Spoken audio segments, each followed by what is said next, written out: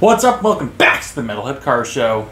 So I've done videos kind of giving my 2 cents on car advice. What I think is a good idea, what I think is going to explode going down the road, what I think is going to explode in value going down the road, and some cars I just think are a little bit overlooked. Now and then, a friend will ask some sort of advice towards what they should get based on their price range. I always give the best helping hand or advice I possibly can. And for this video, this person will be unnamed. I'm not showing a photo of the car because I'm pretty sure they follow the channel, and I'm not going to point them out, although I'm absolutely using their story for this video.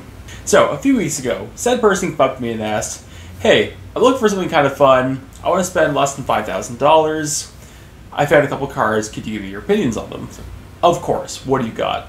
Started off with a 06 Mitsubishi Eclipse with a 6-cylinder, and it was like $1,900 with the idea of tracking it and modding it down the road. So I said, you know what, I don't know if it's the best idea. I don't know how much part support's out for this car. This car also had 270,000 kilometers on it, and I don't know if it's a great idea as a platform to start with for a track toy.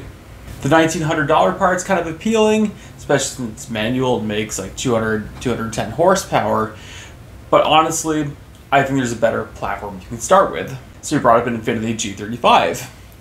Very tempting. Rear-wheel drive, 300-ish horsepower, came in manual pretty frequently, and they're getting pretty affordable. You can find one for like $3,000 now. But I kind of just said, it's very tempting, but at this point, it's easy to find these things with like 250,000 kilometers on it, completely beaten by the 18-year-old who's now getting rid of it. And one of my dad's track buddies actually had one of these, and it returned back to the earth. Along with the engine exploding, it had an electrical meltdown, and the frame was rotting. Now, I don't know if this particular car had the exact same problems, but I've heard a lot of the same things from G35s. So I said, it'll likely be fun, but here's the list of problems they can come with. So he said, okay, 90s to early 2000s Mustang GT.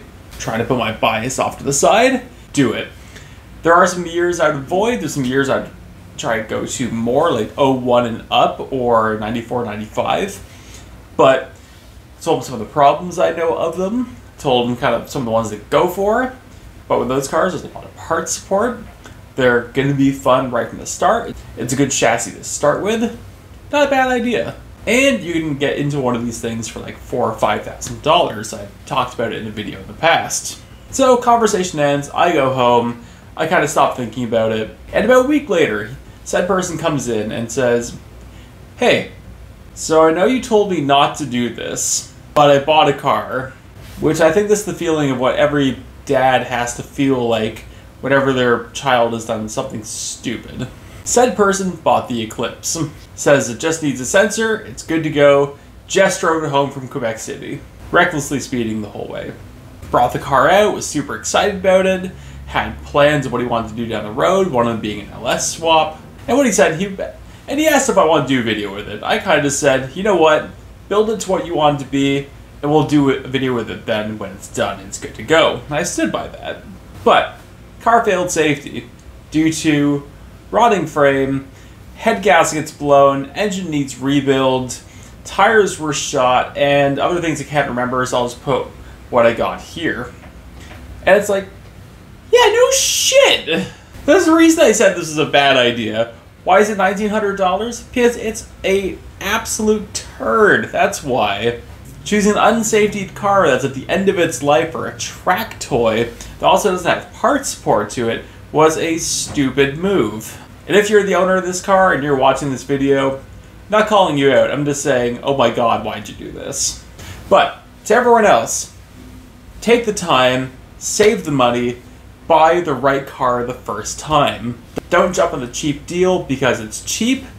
Wait and get the right car that you actually want. Last I've heard, said owner's going to try to sell this car, but truthfully, I think it's going to be off to the scrapyard pretty soon. Maybe it could be sold for cats, but honestly, I don't see it being sold to any actual person going down the road. So this is a different video, a bit more of a story time sort of thing. But no, do you want more videos like this where you sit down and sort of tell stories? Also, do you have any horror stories of your own of awful vehicles you bought that were a complete mess? Let me know in the comments.